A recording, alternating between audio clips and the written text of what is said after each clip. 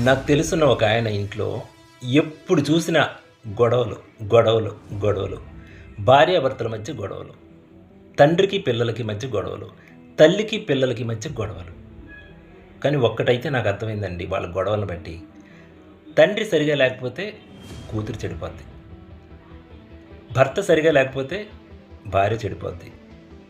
ఏ ఇంట్లో అయినా సరే ఆడది సరిగా లేకపోతే సంసారమే కూలిపోద్ది.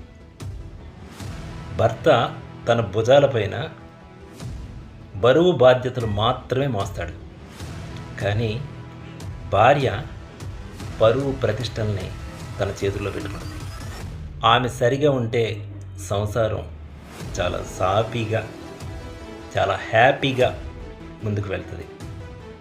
ఆమె ఏమైనా తప్పుడు నిర్ణయం తీసుకుంది, భర్త, పిల్లలు, మొత్తం కుటుంబం అంతా సర్వనాశనం అయిపోతుంది.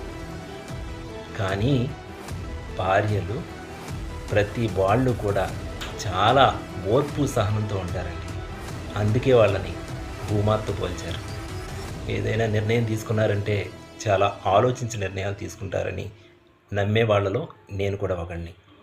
ఆడవాళ్ళు మీకు జోహార్లు. ఒక సంసారాన్ని సవ్యంగా నడపాలంటే మీ తర్వాతే